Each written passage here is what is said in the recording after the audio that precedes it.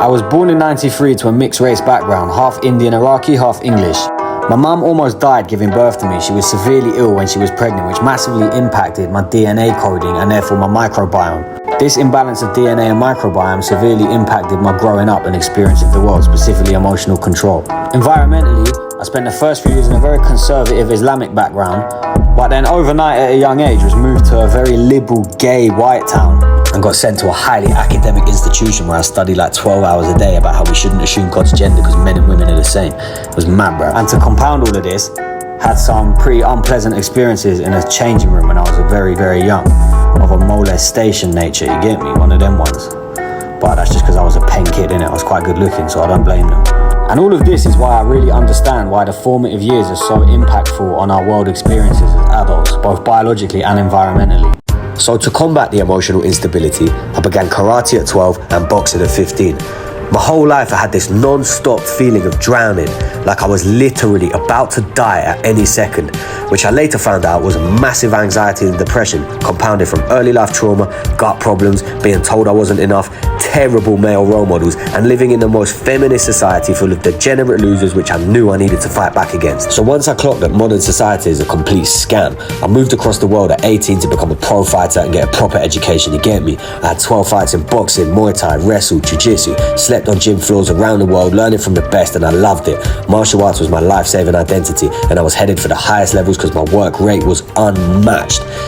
Thing is though, God had other plans, because he gave me a chronic hip problem, which after 3 surgeries meant I couldn't train properly anymore, and everyday stuff like walking became seriously painful, and after trying everything to recover, I had to give up the athletic dream in my early 20s. The hip pain was bad, but the grief of losing my career and identity was so much worse.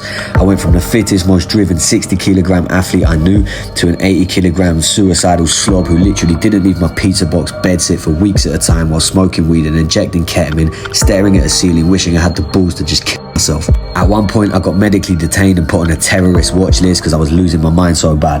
I got diagnosed with the entire alphabet, bruv. PTSD, OCD, bipolar, ADHD, which by the way are all fully curable and don't even exist in the way that you've been convinced they do. Now, my hometown is one of the most drug-infested, disgusting places on planet Earth, and I had nothing to stop me from getting swallowed up by it anymore until my athlete competitive side turned back on and I started chasing the numbers, doing business with bad people. And seeing the numbers go up became my new addiction, and it was the sole thing from stopping me from just ending my own life. I put a price on my soul and I did whatever it took to keep the numbers pumping to try and ease the pain. In that life, you either get taken out, killed, robbed, arrested, or you just lose your health and relationships and your soul to the devil. The way I got taken out was by I got robbed of my entire net worth. I lost nearly $1 million in a couple of days, and it was entirely my fault and I fully deserved it. The story of exactly how is for another time, but the way I see it today is I paid 800 grand to meet God, and every day I thank him for cleansing me of that darkness. However, the stress of it basically killed me. I lost the house I was buying, my gut fell apart, my testosterone plummeted to single figures, my brain literally stopped working, I lost all my relationships, I couldn't function, and I was on the verge of being sectioned again. The same problems I had my whole life got amplified times 100, and at 28 years old, I had to move back in with my mum, and she had to help me brush my teeth in the morning and eat because I quite literally couldn't function. To say it was the worst thing ever wouldn't even come close. It genuinely didn't feel real, and I was dissociating to the point it felt like demonic possession. The turning point came when a doctor showed me my blood work, and it was the same as a 65-year-old patient of his who had died from a heart attack. I was also on the verge of a heart attack. I had brain fog, adrenal burnout, near liver failure, gut dysbiosis, autoimmune disorders, severe histodelia, absolutely no testosterone, I wasn't methylating, the list goes on, and I'd been in this state for years. So to have a quantifiable, data-based explanation as to why my life had been this crazy was life-changing. But equally as important as the biology was the mental fix. For the first time in my life, I took full responsibility for everything, and I chose to stop being a victim. I decided everything was entirely my fault, all my failures, and for the first time ever, I own my successes too. Because up till now, I'd been convinced I was worthless. I had no idea how to healthily establish my own worldview or boundaries, and I had zero self-respect. So despite the pain, I finally felt proud of myself, and I knew what it was to be a responsible man. I religiously followed the supplement diet, Tai Chi protocols, cleared away the toxins, and I realized my environment and mental programming was so toxic, if I stayed, it was gonna kill me.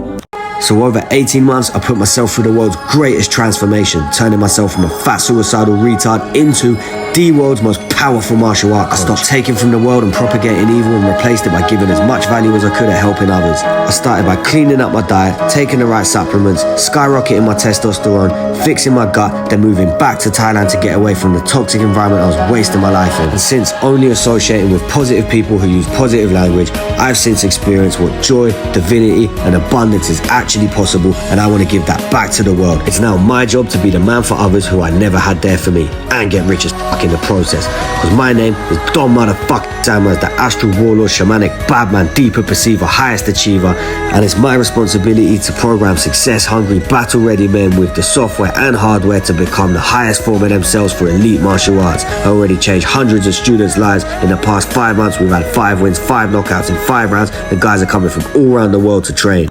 One of the maddest, coolest parts of the story is going through acute kidney failure on the same day a student was fighting. 6 hours before he was due in the ring, I ended up in A&E with the worst pain I've ever had, pissing blood. But I promised I would be there, so I dosed up on painkillers and somehow got out to see him fight, then ended up in emergency surgery the next day.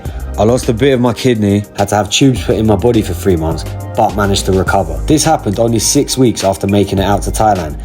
Literally just as I was starting to make some progress after recovering from the previous insanity and health issues I went through in England. It felt so unbelievably unlucky that I was forced to learn the best lesson of all time. It taught me there is no point in living with anything short of 100% positivity at all times, regardless of circumstances, and that you can apply this no matter what situation you're in, no matter how bad it feels. With an abundance of positive resilience and intelligent application of strategy, you can literally achieve anything. Here's what else I've learned over this insane 18-month process. Everything is our fault, the good and the bad. Life begins when you own your successes and your failures entirely. So never make a single excuse about anything. Take full responsibility for everything. Strong role models and initiation into adulthood makes or breaks young men. Being a capable, sovereign man is a skill which modern men are being deliberately denied. You cannot learn it alone. You need fraternal accountability from other competent men. Brotherhood. So constantly seek and invest in the right mentorship and education. Modern health, finance, and social programming is an absolute scam. None of it is real in the way we've been led to believe it is. There absolutely are holistic health reasons which lead to emotional and behavioral and relationship and energy problems. But as real as those problems are, so is our ability to do something about it, starting with our nutrition of food and attention. Your parents, family, and teachers want the best for you, but they don't know what's best for you. So learn to learn for yourself. Be studious, disciplined, and fiercely unapologetic pursuing your dharmic path. You're gonna lose people as you ascend, which is entirely necessary, so embrace it. And be passionate, which is the healthy alchemy of love and anger. Cultivate balance, but be willing to change and never accept stagnation or defeat. It's only a loss if you don't learn. Cultivate movement. I began my descent into hell as soon as I stopped training, but I saved myself from re-entered heaven by re-entering the dojo. Inertia is death. Kaizen is truth. Continual improvement across mind, body, and spirit. And karma is common sense. Integrity and authenticity beats everything. So live a truthful life you are proud to die for. P.S. though, I'm always a work in progress, so my focus now is maintaining the same tenacity for success and conquest while reconnecting the loving parts of my heart that got lost amidst the chaos, to be vulnerable to improve without losing that bad boy stoicism, to elevate my consciousness and transcend the arrested development, to let go of the weight of lower self-rage and pointless judgments of others, to find inner peace and balance despite having such ferocious IQ, ambition and ongoing health challenges. Cause, like I discovered, modern society absolutely is being intentionally engineered by evil forces to disempower capable men like us from fulfilling our human potential and masculine duty, which is why we must fight back to resist their tyranny and make the world a better place for those we love. I'm grateful for this journey and for the opportunity to help others become the warriors they were born to be. So thank you so much for listening to my story. Feel free to follow my social and DM me your own story if you relate to anything I said.